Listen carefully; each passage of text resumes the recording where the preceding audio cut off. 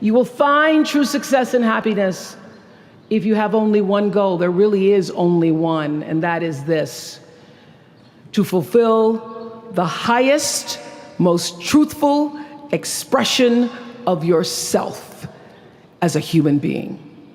You want to max out your humanity by using your energy to lift yourself up, your family, and the people around you. Theologian Howard Thurman said it best. He said, "Don't ask yourself what the world needs. Ask yourself what makes you come alive, and then go do that. Because what the world needs is people who have come alive." The world needs people like Michael Stolzenberg from Fort Lauderdale. When Michael was just 8 years old, Michael nearly died from a bacterial infection that cost him both of his hands and both of his feet. And in an instant, this vibrant little boy became a quadruple amputee, and his life was changed forever. But in losing who he once was, Michael discovered who he wanted to be. He refused to sit in that wheelchair all day and feel sorry for himself. So with prosthetics, he learned to walk and run and play again. He joined his middle school lacrosse team. And last month, when he learned that so many victims of the Boston Marathon bombing would become new amputees, Michael decided to banish that darkness with light.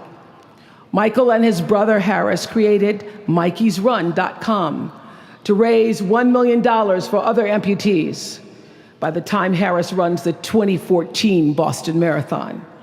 More than 1,000 miles away from here, these two young brothers are bringing people together to support this Boston community the way their community came together to support Michael. And when this 13-year-old man was asked about his fellow amputees, he said this: "First, they will be sad. They're losing something they will never get back. And that's scary. I was scared. But they'll be okay. They just don't know that yet. We might not always know it. We might not always see it or hear it on the news or even feel it in our daily lives. But I have faith that no matter what, class of 2013, you will be okay. And you will make sure our country is okay. I have faith because of that 9-year-old girl who went out and collected the change. I have faith because of David and Francine Wheeler. I have faith because of Michael and Harris Stolzenberg. And I have faith because of you, the network of angels sitting here today. One of them, Khadijah Williams, who came to Harvard 4 years ago. Khadijah had attended 12 schools in 12 years, living out of garbage bags amongst pimps and prostitutes and drug dealers, homeless, going into department stores, Walmart in the morning to bathe herself so that she wouldn't smell in front of her classmates. And today she graduates as a member of the Harvard class of 2013. Your purpose comes from your pain. The thing that you struggle the most with as a human being is what you want to help other people through for the rest of your life. Something terrible happened to you. You know, at some point in our lives, something terrible happened to me, happened to you. Nobody gets through this life trauma-free. Something terrible happened to you. And that terrible thing will define you in one of two ways. Either that was negative and that story haunts you and holds you back and fills you with all these limited beliefs, or you recognize that thing that happened to you is the ultimate gift, in that your purpose now becomes to help other people not struggle the same way that you did. When you can transform that giant pain that you had, emotional pain, when you felt the most worthless as a human being, into something powerful and positive, because it's now not just about you anymore, it's about serving and helping others who are like you, that's when everything changes. My purpose is to help entrepreneurs believe in themselves more, because the worst day of my life, the worst moments in my life were when I was in my first business and I quit on my business partner. And I had no belief. I I was down on myself. I felt worthless. I felt I was working every day and just nothing was working out. And what do I do? What do I do? And I quit on my business partner. I quit because it was just too much work, too much stress, too much negative thoughts, too much just lack of self-worth, not enough belief. And I woke up the next day and I went back to work because I did not want to live with the regret. And I actually had a voice of Oprah in my head telling me, just find a different way to stand. If it's not working out, it's okay. Don't quit. Just find a different way to stand. And I eventually made it through. We built the company, sold it. I've had other successes, but the thing that fills me up forever is helping other entrepreneurs who are trying to believe in themselves, because that's back to who I was. And I still make the content for 19-year-old Evan because there are millions of people out there right now who currently are 19-year-old Evan. And so one of the most helpful things that you can do is try to figure out a couple things. One, what was that most painful moment? Like, how do we turn this into practical? A lot of entrepreneurs, a lot of you watching this channel, you are positive, you are energetic, you are enthusiastic, you are pouring into other people. You're probably the most optimistic person, most dream-filled person in your circle. And that's amazing. And that's a gift. And you should keep doing that. And you still have lots of moments where you don't believe in yourself, where you don't have the courage that you need, you don't have the boldness that you need. And we don't like looking backwards. You don't like looking to the painful moments. The entrepreneurs, ambitious, positive people, it's like, I don't want to think about all the negative things that happened to me. I want to go off and build this thing. I don't want to stay stuck in negativity. Is that you? Can you relate? But it's important to think about that most painful moment, not to sit there and live there and say, oh, woe is me, but to recognize that there are millions of people right now who currently are still struggling with that thing that you have overcome, even if you're not done growing, learning, improving yet, that thing that you struggled with, that you're coming through, many millions of people right now, today, are struggling with that thing. And they need you. They need your hope. They need your voice. They need your message. They need your inspiration. You can reach those people in a way that Evan Carmichael can't, that Oprah Winfrey can't, that other people can't, because you experienced it. And I and Oprah haven't. So step number one is to think about, what is that most painful moment that you struggled through, that you wouldn't wish on anybody else? Step number two then becomes, well, how did you get out of it? Again, you're not done climbing, but you're way better off than you used to be. It's funny how we criticize ourselves for not being further ahead. Like, I should be up here. If I followed that idea, I'd be over here by now. All these other people are doing all these amazing things, and I'm still feeling like I'm stuck. Okay. But also look at how far you've come, right? You want to keep climbing, growing, swimming, etc., but you've come a long way compared to who you used to be. And every now and then we need to pause, reflect, pat ourselves on the shoulder, say, you know what? I'm way further ahead than I used to be. Do you from 5 years ago or 10 years ago would look at the you today and say, holy cow, I can't believe you've done that, right? Evan from 10 years ago, who had, 1,000 subscribers on his YouTube channel, would look to Evan now and say, oh my gosh, that's crazy. I can't believe you did that. Even though right now I'm thinking, I got to do more. I got to be better. Got to work harder. Got to go faster. Got to come with new ideas. I'm not pushing enough, right? If you look back, man, there's been some tremendous growth. You've grown a lot. And so how did you get out of the hole that you were in? How did you stop struggling as much? You probably tried a million different things, but there's one or two or three things that worked. That's teachable. That's teachable to other people. The thing that saved me was modeling success. I looked at Bill Gates' story and I modeled that for myself, and my software company then started to have success. So what have I taught for the past 20 plus years now is how can other people model success? So how did you get out of the hole that you were in? And then how can you then teach that to other people? Because they're struggling. Because all of the tests and tries and attempts and failures that you went through to find the 1, 2, 3 things that worked, you can now shortcut somebody else's path. This is what I think it means to max out your humanity. This is what I think it means to live in what Jonathan Fields calls maximum sustainable generosity. It's like, how can you keep giving in a sustainable way that fills you up, because you don't want to just do things for you. Humans are built to serve. It's wired inside you. You want to feel like you matter, like today matters, like the work you're going to do today is going to be meaningful to somebody. And the people you love helping the most are the ones who are currently struggling with the thing that you struggled with. So figure out what that thing is, that most painful moment in your life that you never want to go back to. And then how did you get out of the hole? Now that is teachable. And then step number 3 is having the courage to share your story. I get it. It's scary. It's difficult. It's hard to put yourself out there, to share what you went through, the struggles. You may be afraid of how you're going to be judged or seen. You know, today you were just a normal person, and now tomorrow you're going to put this out there. Now maybe you're scarred or you're tarnished.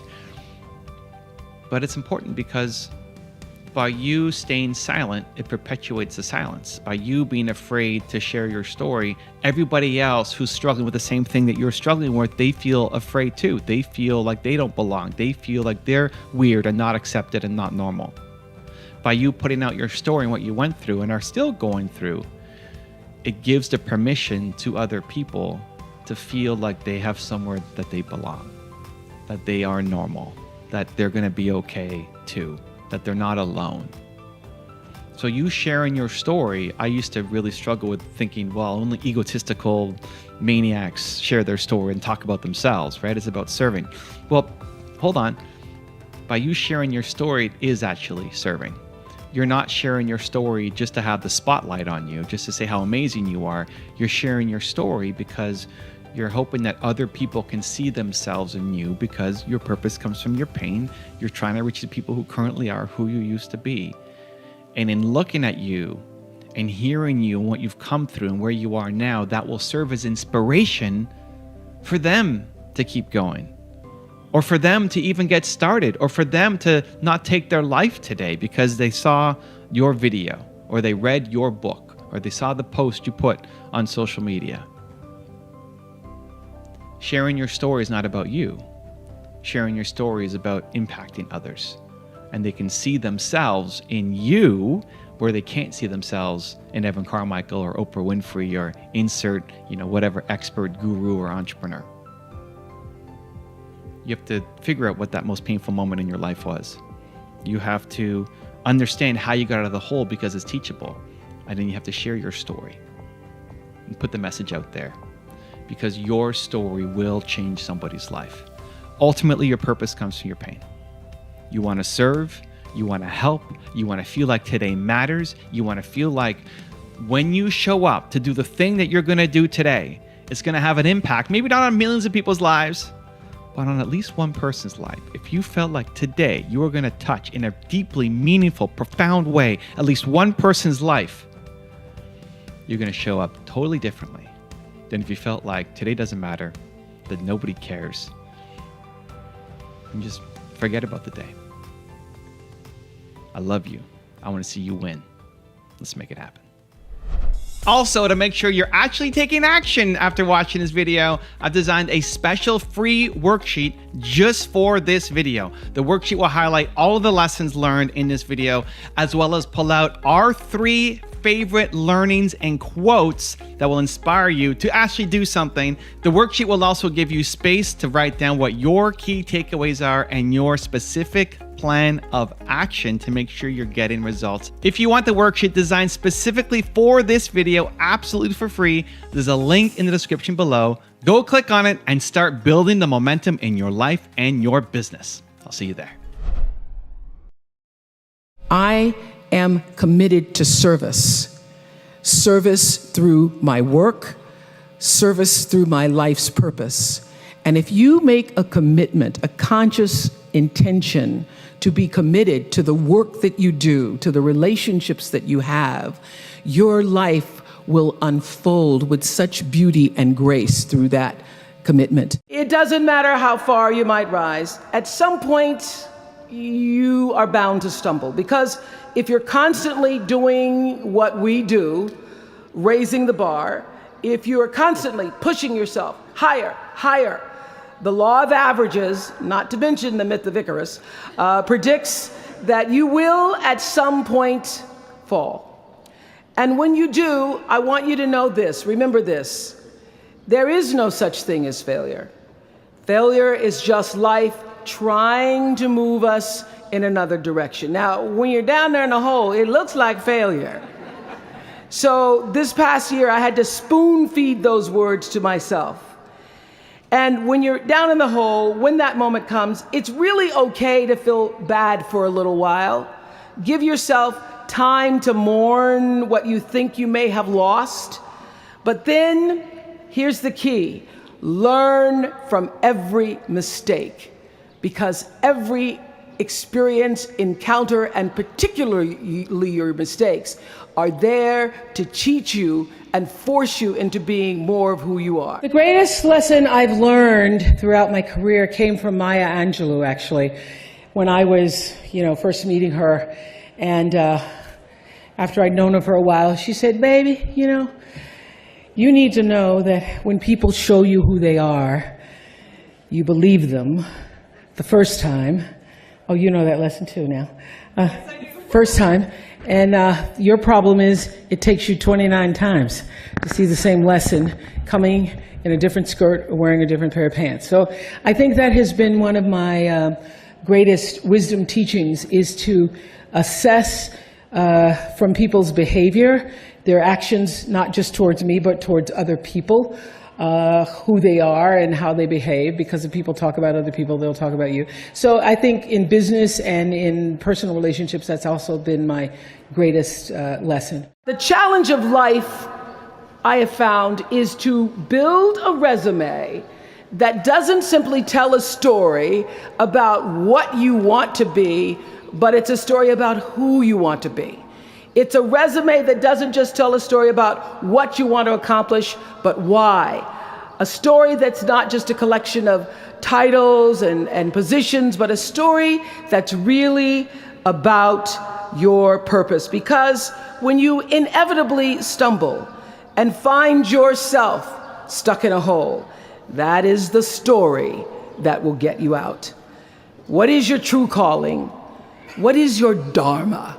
What is your purpose? The way to make movies is to do stuff that you love, because, for 25 years I worked on the Oprah Show, and Stedman will tell you that there were nights that I came home and I almost, it was hard to even take off my clothes because I knew I was going to be getting up 4 hours later. But I never really felt exhausted. I felt exhausted, but I never felt depleted. So do the work that comes straight from the soul of you, from your background, from stories that you've grown up with, from stories that bring you passion, from stories that you not just yearn to tell, but that if you don't tell them, they won't get told. And when you are operating, the single greatest wisdom I think I've ever received, other than when people show you who they are, is that the key to fulfillment, success, happiness, contentment in life is when you align your personality with what your soul actually came to do. I believe everybody has a soul and has, their own personal spiritual energy. So when you can use your personality to serve whatever that thing is, you can't help but be successful. So if you do films that come from the interior of your soul, you do work, you do art that comes from the interior of you, you cannot miss. It's only when you're doing stuff that you think might make money, you think it may be a hit, or you think it may bring you some level of attention or success. That isn't what does it. I would have to say that all of the great, wonderful experiences of my life that have brought me to this moment have come from working from the interior of myself. And so that's why it feels so authentic, because it actually is. So when you do that, you'll win. There comes a point, and I'm really good at this, is at not holding on to what was and being able to live in this present moment. I never was one of those women who's afraid to tell your age, or you're trying to be something you're not. I think for everything there's a time and a season. The Bible completely right about that. I think, and in your own self when it's time to move from that. My television career began unexpectedly. As you heard this morning, I was in the Miss Fire Prevention Contest. That was when I was 16 years old in Nashville, Tennessee, and you had the requirement of having to have red hair in order to win, up until the year that I entered. So they were doing the question and answer period, because I knew I wasn't going to win in the swimsuit competition.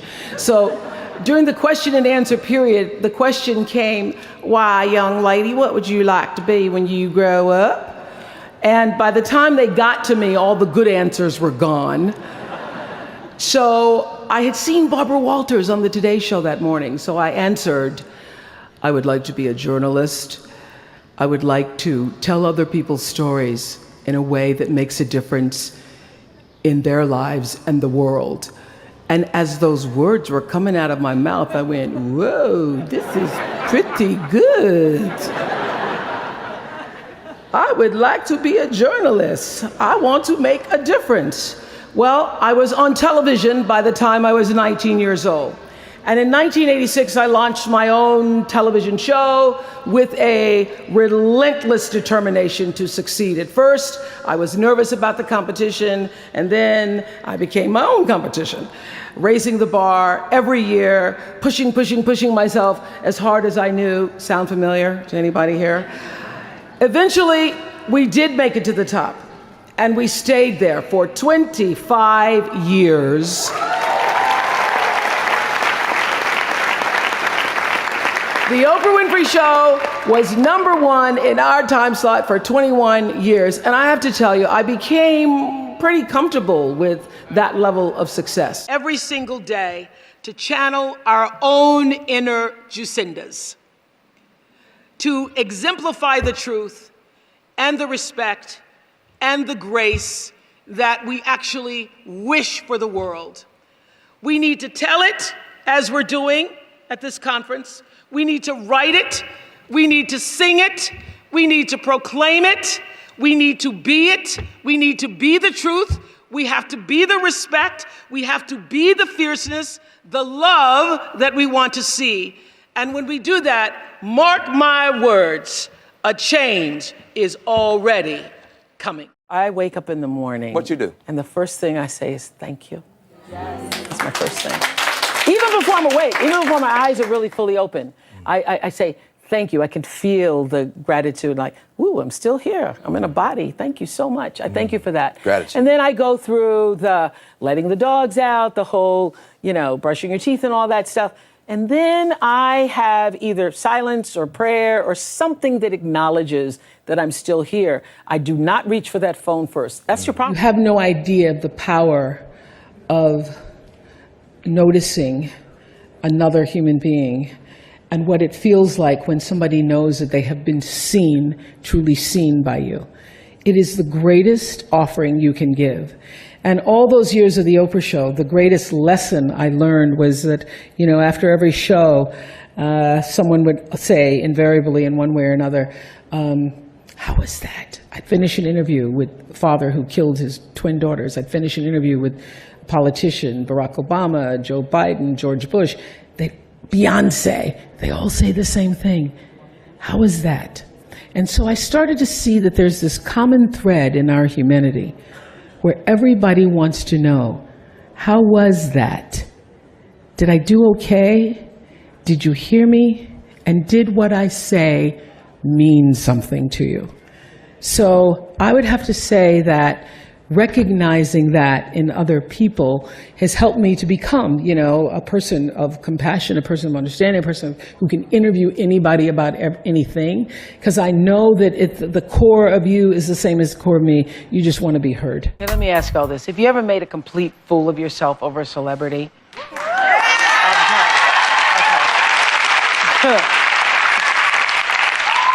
I have. I've never shared this story with you, but today I feel I have to let it out. It was 1973 or 4. I was 19 or 20. I can't quite remember. But I was working in Nashville, and I had this obsession. I mean, obsession with Neil Diamond. Now,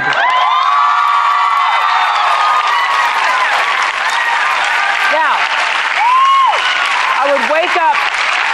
I would wake up in the morning playing Song Blue, everybody. And I would go to bed to Cracklin' Rosie, and which is not an easy thing to do in high school because I could have lost my Negro membership card.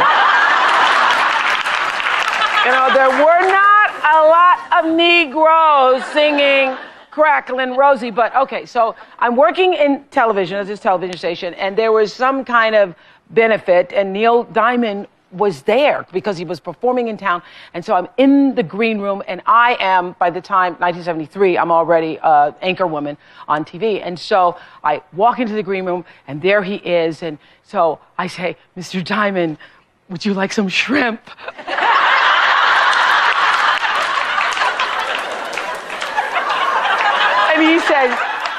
And he says, yes, I'll take a shrimp. And he took a shrimp, and I'm like, okay. And then he moved across the room, and then I followed him across the room. That's a big mistake. That's the big mistake people make. So I followed him across the room, and so I'm like, would you like another shrimp? And he said, yeah, I'll take a shrimp. He did, and then I followed him again. So I'm just staring at him across the room. And finally I walked up and he goes, enough already. Enough already. Okay, so that was my Neil Diamond moment. What I deeply believe is not that do unto others as you would have them do unto you. What you do is already done. That moment in The Color Purple where she says, everything you ever tried to do to me, where Whoopi says that, Celie, everything you even try to do to me, already done to you. So the third law of motion in physics says that what you're putting out is coming back all the time, regardless of whether you know it or acknowledge it or not. I know you all understand better than most that real progress requires an authentic way of being, honesty, and above all, empathy. I have to say that the single most important lesson I learned in 25 years talking every single day to people was that there's a common denominator in our human experience. Most of us, I tell you, we don't want to be divided. What we want, the common denominator that I found in every single interview, is we want to be validated. We want to be understood. I've done over 35,000 interviews in my career. And as soon as that camera shuts off, everyone always turns to me and inevitably in their own way asks this question: was that okay? I heard it from President Bush. I heard it from President Obama. I've heard it from heroes and from housewives. I've heard it from victims and perpetrators of crimes. I even heard it from Beyonce and all of her Beyonce-ness. She finishes performing, hands me the microphone and says, was that okay? Friends and family, yours, enemies, strangers, in every argument, in every encounter, every exchange, I will tell you, they all want to know one thing. Was that okay? Did you hear me? Do you see me? Did what I say mean anything to you? And even though this is the college where Facebook was born, my hope is that you will try to go out and have more face-to-face conversations with people you may disagree with.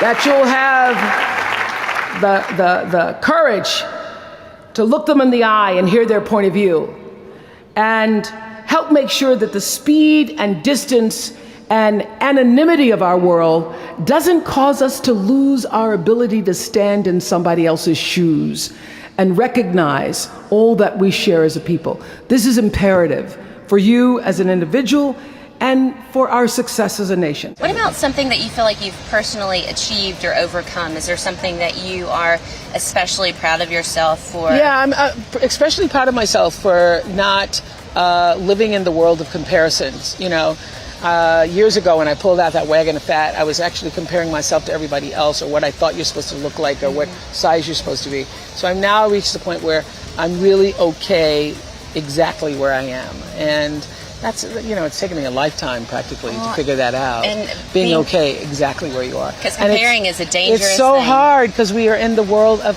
insta comparison, And so the real spiritual practice is to live from within and not let the world define who you are, but you do that for yourself. That's the hardest work. You are now the CEO of your company. You're the owner and the CEO, and you've got thousands of people working for you. Yeah. And as a CEO, do you have to say no to people all the time, and is that hard to do?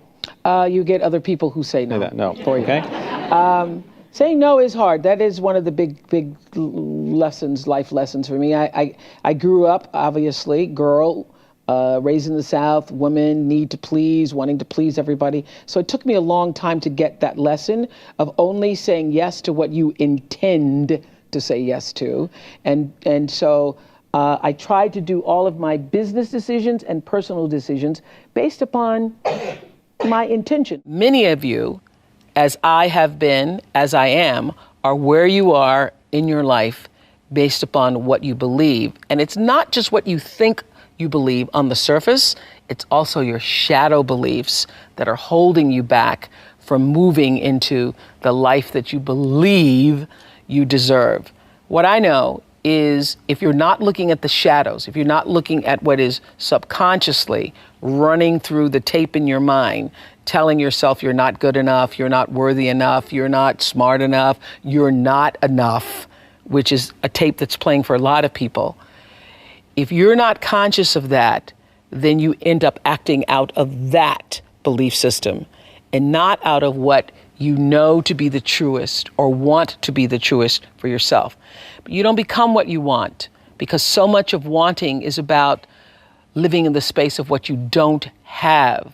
That's why Jim Carrey's story is so powerful, because he started to act as though he already had it.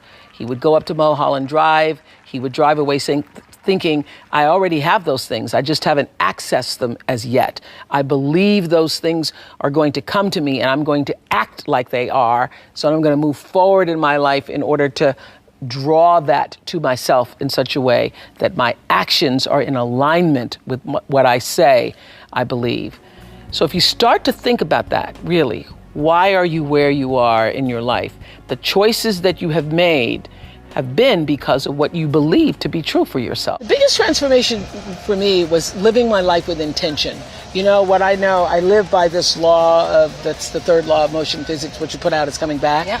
But before you even put it out, you have an intention. Mm-hmm. And so to have a clarity of intention about what you actually want to do and why you want to do it is the most important thing. And then to just set that vision and have every step you make move you in the direction of that vision. It doesn't mean that every day it's going to happen. Some days you're off track. Like I intended to work out 45 minutes. I only got in 37 this morning. Well, that's better than zero. Yeah, it's better than zero. And that's what I said. Okay, at least you got some movement in, and I'll go back and I'll make up the other 8 later. But I think you just made it up. Actually, as I was walking, I think this is going to be 8 minutes. I'm going to make it up. So it's daily renewal. It's not one big, gigantic goal. It's every day coming back, giving yourself the opportunity to get it right.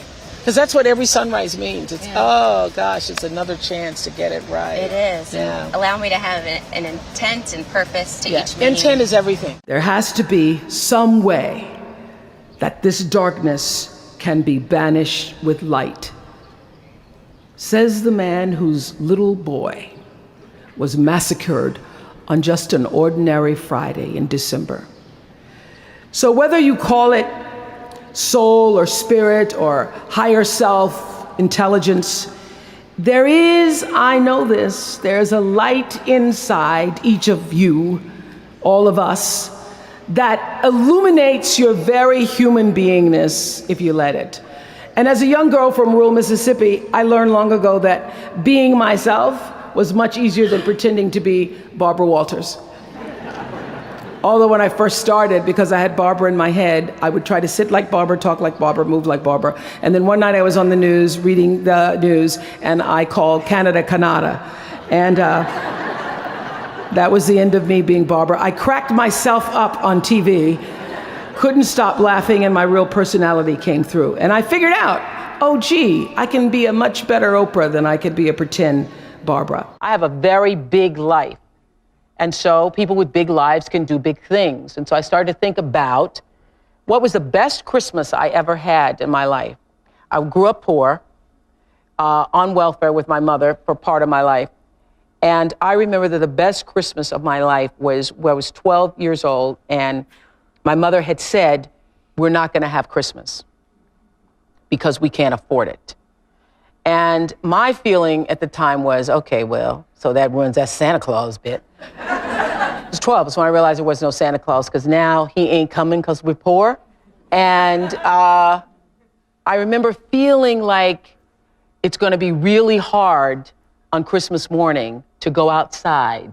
Everybody had, you go outside with your toys. What am I going to do when everybody else is outside?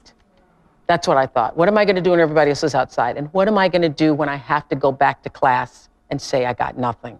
So that's what I was mostly worried about. And then some nuns showed up.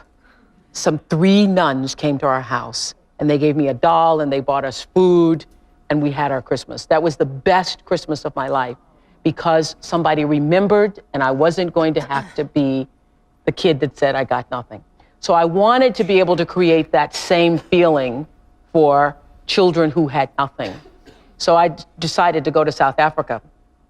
Originally, I wanted to do 1 million kids, because I thought, we can do 1 million kids. And then just realized I only had 4 weeks vacation. So in 4 weeks, I could not reach 1 million kids, because I didn't want to just write a check, send a donation. I wanted to be able to look in each kid's face and say to that child, somebody remembered you. And so that's what I did with my life this Christmas. I took 41 people from here, hired another 50 people over there, and we were a traveling caravan from one village to the next. We did 2,000 kids a day. We had parties for children who were orphans. And it was singularly, I will tell you, I could weep thinking about it, the best experience of my life. The singularly best experience of my life. The first day in Africa, where we had 280 kids in a room, and every single one of those kids had lost a parent. Every single one of those children, they were aged 3 to 17 in that room. And my team that you're talking about, I have the greatest team in the world. My team here in the United States had been in contact with the orphanages, so that by the time we got there, we had a present with every child's name on it. I had, this summer, every black doll manufacturer in the country had sent me dolls, because these girls had never seen black dolls. And so it was my mission to do for them what the nuns had done for me, was to let the African girls see a black doll. So I wanted every girl to have a black doll. I wanted every boy to have soccer balls. We bought radios, we bought clothes. And the most important thing is we had their names on every box for every child. And I called up the children one by one. And when those children, received their gifts and then waited for the next child to receive their gifts, and I said, nobody can open their presents until everybody can open their presents. And on the count of 3, when I counted to 3, and those children opened their presents, was the single greatest moment of my life. And I share that with you.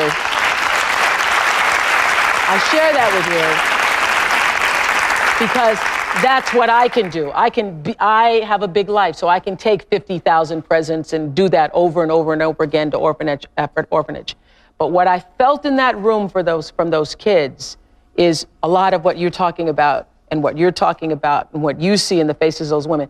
When you look into the eyes of someone and you give them a gift, whether that be a physical gift or it be a gift from your spiritual self, from your presence, from the essence of you, and you see the light, you see the joy.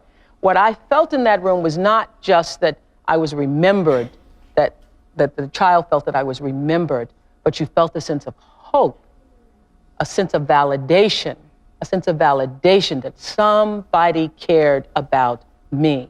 And I will tell you that of of all the years and shows that I have done, and every theme for every show that I've done, the single common denominator that I've found that every human being is looking for is validation.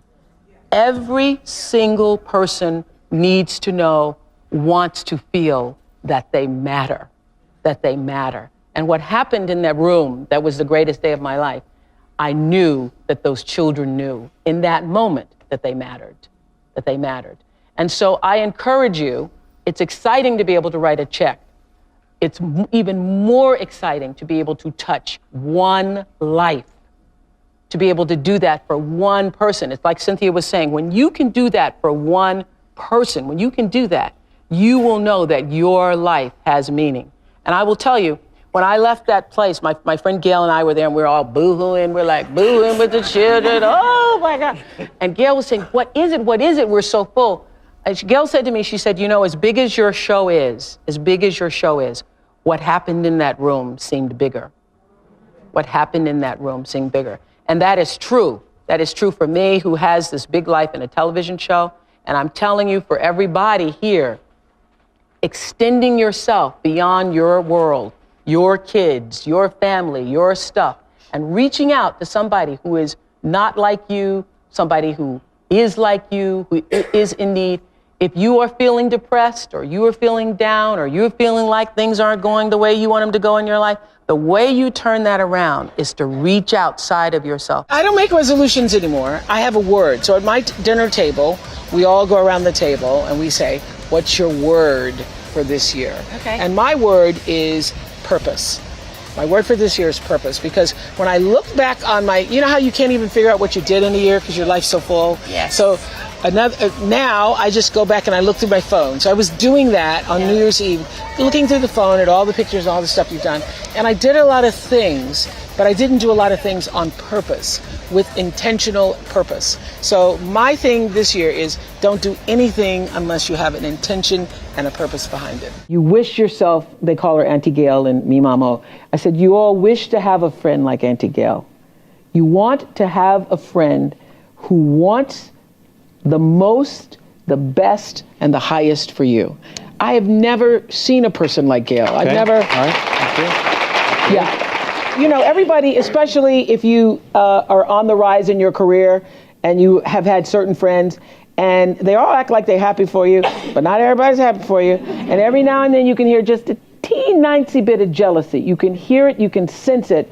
I've never had a moment's jealousy from Gail in, you know, the 30 odd years of her friendship, except for the one time I was on stage dancing with Tina Turner. You know, in all of the years of doing the Oprah Show, there were many days that I sat in my chair across from 1 or 2 or 5 or 6 or 7 people, and I would be so frustrated because I just wanted to shake people sometimes and say, why didn't you pay attention to your life?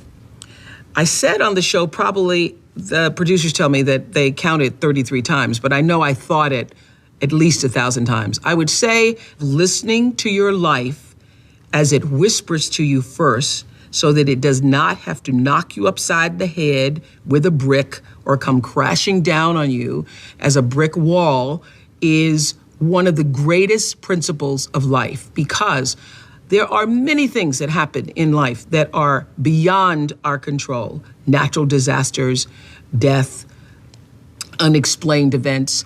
But there are also many, many, many things in life which we can control and become out of control because you're just not paying attention. You are sleepwalking through your life. And I have seen this so many times on the show. I wanted to take the guests and go, would you just pay attention? So this is what I've learned and how I've explained it to myself. Life whispers to you all the time. Your life is speaking to you all around, from the time you wake up in the morning and every single experience that's coming into your personal space, into your physical space. All of those experiences are speaking to you. They're telling you something about your life and about your circumstances. It whispers, and if you don't get the whisper gets louder. If you don't get the whisper, when it gets louder, it gets, I call it like a little pebble, like a little thump upside your head. When I was a kid, if I was doing something my grandmother didn't like, she'd just turn around and thump me. She wouldn't even look at me. She'd just give me a thump, and I'd know that's my cue to stop it, or we're gonna get worse.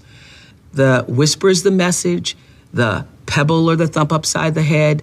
Usually it's gone into a problem. You don't pay attention to the problem becomes a brick upside your head. The brick upside your head is a crisis. You don't pay attention to the brick upside your head. The crisis turns into a disaster, and the whole house brick wall comes falling down. The Angel Network, I've been on the air for a long time, but it was the Angel Network that actually focused my internal GPS. It helped me to decide that I wasn't just gonna be on TV every day, but that the goal of my shows, my interviews, my business, my philanthropy, all of it, whatever ventures I might pursue, would be to make clear that what unites us is ultimately far more redeeming and compelling than anything that separates me. Because what had become clear to me, and I want you to know, it isn't always clear in the beginning, because as I said, I've been on television since I was 19 years old. But around 94, I got really clear. So don't expect the clarity to come all at once, to know your purpose right away. But what became clear to me was that I was here on earth to use television and not be used by it, to use television to illuminate the transcendent power of our better angels. So this Angel Network, it didn't just change the lives of those who were helped, but the lives of those who also did the helping. It reminded us that no matter who we are, or what we look like, or what we may believe, it is both possible and, more importantly, it becomes powerful to come together in common purpose and common effort. Developing shows that speak to the humanity of people in a way that makes them want to live better and do better, and that exalts their victories and lets them know that they are important and meaningful in the world. You know, I would have to say that every day, David, that show was it was like therapy for me, kind of like now. Every day the show I paid attention. So I've never been to a therapist, but I paid attention all those days on the show. And I made therapy acceptable for a lot of people who thought, not me, not. So one of the things I started to get around mid to late 90s is that everybody that I had on the show at the end of the show would say something to me like, was that okay? Was that okay? How was that? Was that okay? Right. At the end of the interview. And I started to then track it. It didn't matter if it was, I had gone and done a show where I was in a prison and I was interviewing a father who was in jail for life for murdering his twin daughters. And at the end of the interview, even behind bars, he said to me, "Is that okay? How'd I do?" And Barack Obama said it when he sat in the chair the first time, and George Bush said it, Beyonce said it at the end of she taught me how to twerk and then said, "Is that okay?" Right. So that's an acquired skill, right? Yes, it's a working thing. But this is what I learned sitting in that chair for 25 years, that at the end of the day, whether you are interviewing me or I get to interview you, whatever your profession is, wherever you are in your life, in your relationships, every person that you encounter, every experience, the person wants to know, was that okay? Was that okay? And what I started to hear was that what people are really saying is, did you hear me? Did you hear me? And did what I say mean anything to you? You will find true success and happiness if you have only one goal. There really is only one, and that is this: to fulfill the highest, most truthful expression of yourself as a human being. You want to max out your humanity by using your energy to lift yourself up, your family, and the people around you. Theologian Howard Thurman said it best. He said, "Don't ask yourself what the world needs. Ask yourself what makes you come alive, and then go do that.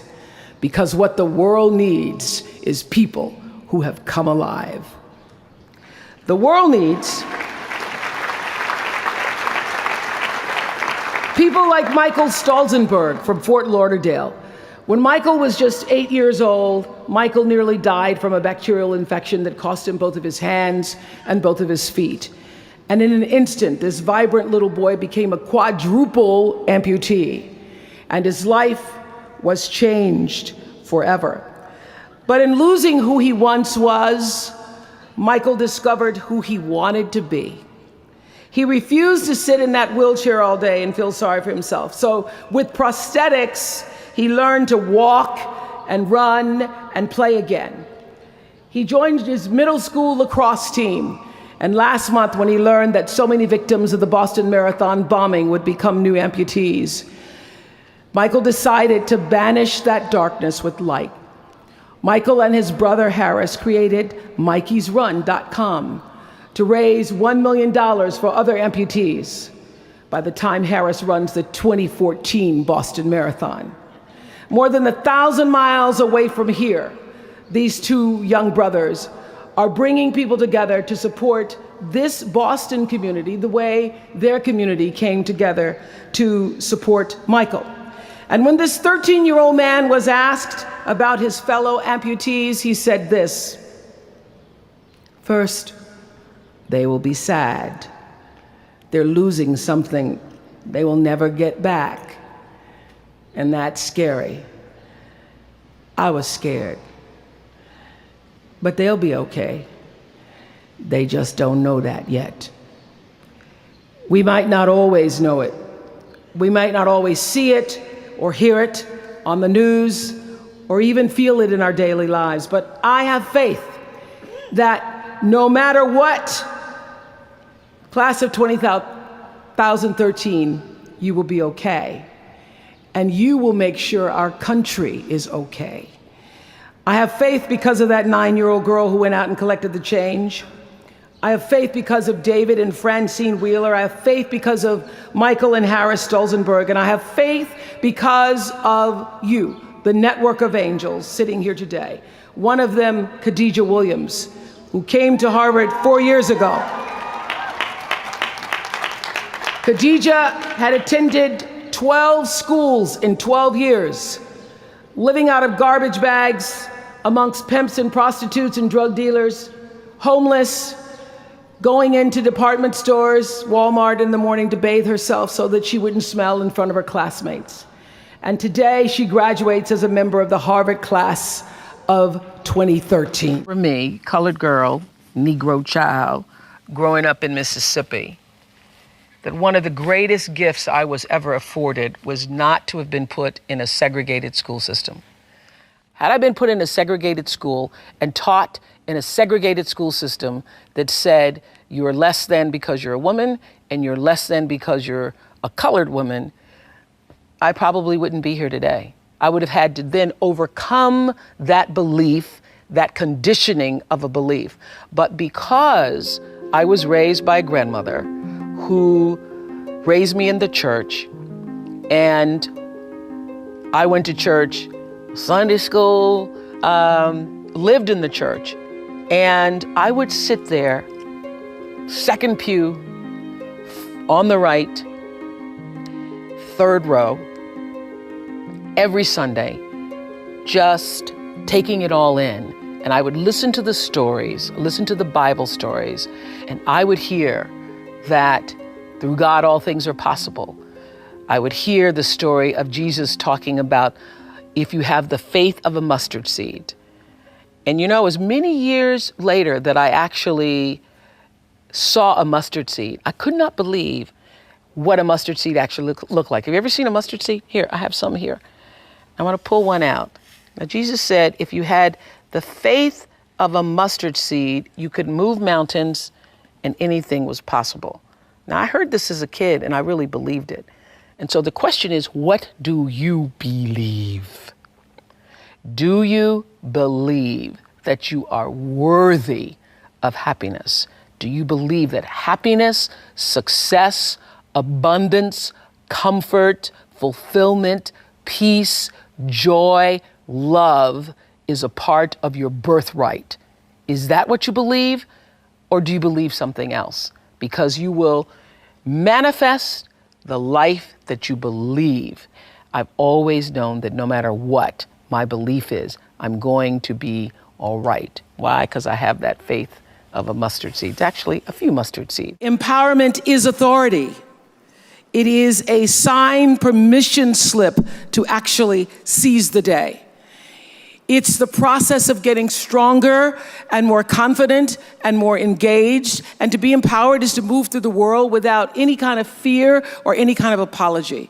And with these gifts comes an even deeper privilege, I believe, and that is the ability to take charge of your own life, to own yourself, and claim your rights.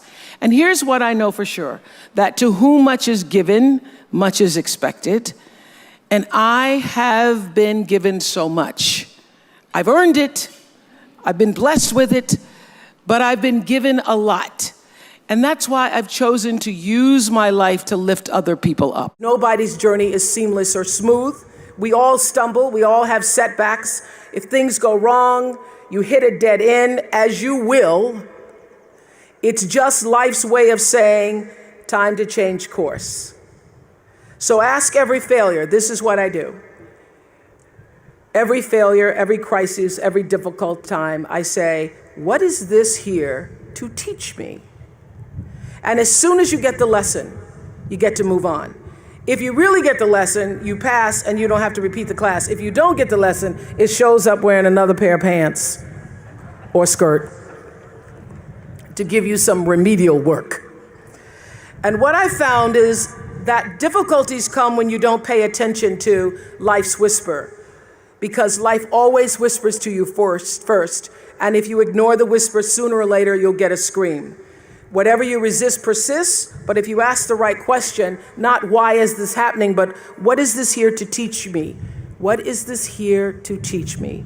It puts you in the place and space to get the lesson you need. My friend Eckhart Tolle, who's written this wonderful book called A New Earth, it's all about letting the awareness of who you are stimulate everything that you do. He puts it like this. He says, don't react against a bad situation, merge with that situation instead, and the solution will arise from the challenge. Because surrendering yourself doesn't mean giving up, it means acting with responsibility. Okay, many of you know that, as President Hennessy said, I started this school in Africa.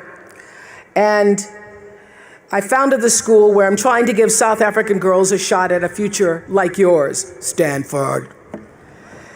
And I spent 5 years making sure that school would be as beautiful as the students. I wanted every girl to feel her worth reflected in her surroundings. So I checked every blueprint, I picked every pillow, I was looking at the grout in between the bricks, I knew every thread count of the sheets, I chose every girl from the villages, from 9 provinces, and yet last fall I was faced with a crisis I'd never anticipated. I was told that one of the dorm matrons was suspected of sexual abuse. Well, that was, as you can imagine, devastating news. First I cried, actually I sobbed for about a half an hour, and then I said, let's get to it. That's all you get, is a half an hour. You need to focus on the now, what you need to do now. So I contacted a child trauma specialist, I put together a team of investigators, I made sure the girls had counseling and support, and Gail and I got on a plane and flew to South Africa. And the whole time I kept asking that question, what is this here to teach me?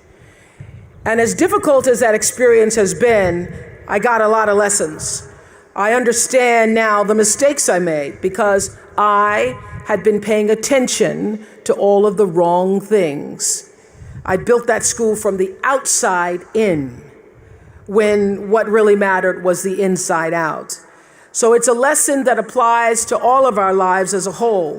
What matters most is what's inside. What matters most is the sense of integrity, of quality, and beauty. I got that lesson.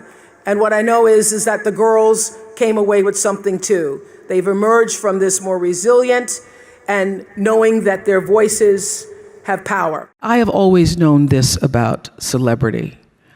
The real power of being somebody that somebody knows, and I really think that the only difference between being famous and not is that more people know your name. So the only difference between understanding that is understanding that what Selma has done, what Susan has done, what Anna has done, Rebecca has done, what Jim has done, what I've done, you too can do.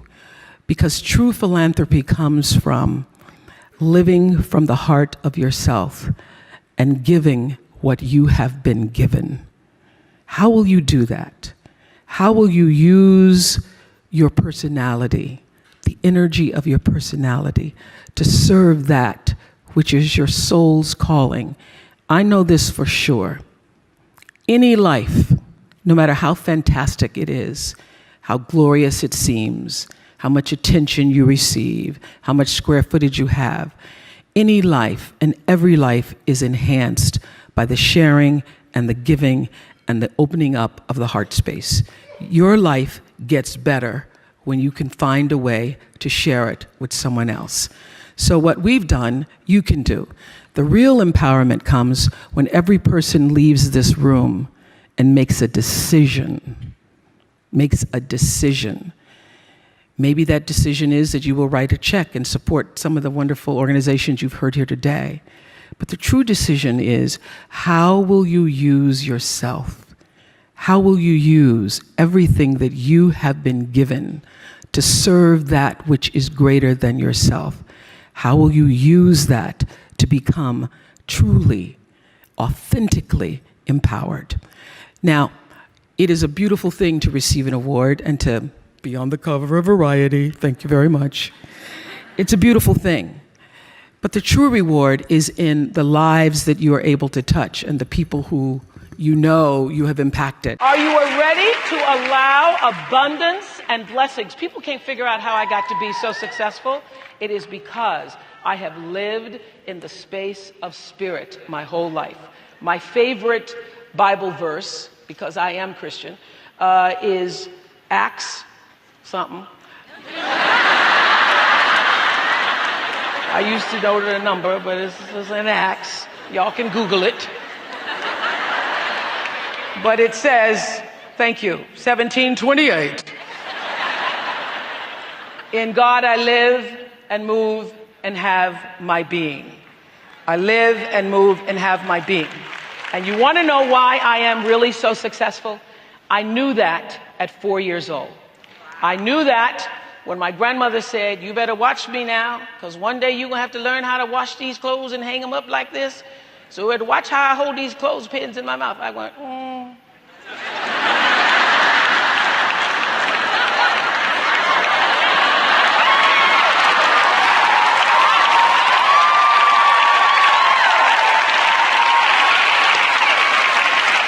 And the reason I could do that is because spirit, otherwise known as intuition, my instinct said, that's not going to be my life. So we all have that spiritual side. And this lesson tonight is about connecting to it. I believe that beneath the surface of all physical problems is a spiritual solution. There is a spiritual solution. Why? Because you are a spiritual being having a human experience. That's the beginning of understanding spirituality. You are a spiritual being having a human experience. I had a job until I could figure out what it was really, what that gave my life its purpose and meaning. And I'd gotten demoted in my job in Baltimore as an anchor woman because as they hired me and then they decided I was the wrong color and I was the wrong size and I was the wrong, I had lots of problems and they were trying to take me off the air. And I was making $22,000 a year. I thought I was in heaven because I was making my age. And my dream at the time was, Gail and I used to say, can you imagine if you're 40 and you're making 40,000? Ooh, that'd be it. So that was as big as my dream was, just to make my age. And then I did this, they put me on a talk show one morning because they didn't know what to do with me. And I was interviewing the Carvel Ice Cream Man. It was a local talk show. And Benny from, Benny, who was Mrs. Chancellor's butler or something on All My Children. Anyway, well, a soap opera star who wasn't the lead star. Remember Benny? Benny and the Carvel Ice Cream Man. That's how I cut my teeth. And I finished that show. So it's not about the stars themselves or whoever the guests were. But I felt like this is what I'm supposed to do. All these years I've been misplaced in news because I couldn't relate to news. I was a news reporter, and I'd be out on the stories, and I'd be crying with the people. And I felt that I was exploiting the people with news. I couldn't, put a microphone in people's face when they were going through tragedies and stuff. I just was so emotional. I was always getting little notes from my boss about, cut that out, you need to stop. So, but the moment I did that talk show, I felt like, oh, I can be myself. And that was August 14th, 1978. And that was the beginning of fulfilling the calling. And so since that time, August 14th, 1978, I've never had a problem with energy. Now, when I was working in news, I used to be exhausted all the time. Just exhausted all the time because I hated it. And the reason I didn't quit is because I'm not a quitter, number one. And because my father was like, better not quit that job. You're making $22,000 a year. Who's gonna pay a black woman $22,000 a year? You're never gonna make that kind of money again. You better save half of it. So I was reluctant to quit and think about doing something else because I thought, okay, everybody wants to be an anchor woman. At the time, that was like supposedly a big deal, being an anchor woman. So I thought, okay, I'll just stay with this until I can figure out what is the best thing to do. And interestingly enough, I was applying for what I wanted to do. I felt like I needed to be able to talk. And at the time, the only thing that was available was Good Morning America or the Today Show. So I called up this agent and I asked if he would accept my tape because I wanted to be like a substitute for Bryant Gumbel. And he said to me, there was only going to be one Bryant Gumbel. And so there wasn't going to be another one, that they weren't going to another black person on that show. He said that to me. And interestingly enough, he called me last week because somebody else mentioned his name to say he never said it, but he did say it. And I said to him, you know what? If you're ever told that, you never forget it. If somebody ever says to you, if you're ever rejected in that way, you never, ever, ever forget it. I said, but it's okay. I did okay. You did okay. It's all right. It's all right. But the answer to your question is, if you can find what is your passion, if you find what you love, you never get tired. Or if you do get tired, you're fueled by the energy of your work. So I know that I'm doing exactly what I'm supposed to be doing at this time. I also know that what this show can do in terms of being a voice in changing the world, it's just the beginning of what this show can do. It's fun to do things like this, but and it's necessary to do things like this in order to be able to do the bigger, grander things, to change what happens to the face of children in Africa, for example, or what happens to education with kids in this country. So I believe that that what has happened to me is really the beginning of the greater passion to come. But if you find out what you're supposed to do, and you know what you're supposed to do by how it feels. You know, people wait on the voice of God to be the Moses in the burning bush. I think that was only Bible talk, you know, because he doesn't come to burning bushes for people. He comes through your heart. He speaks through your heart, through your feelings.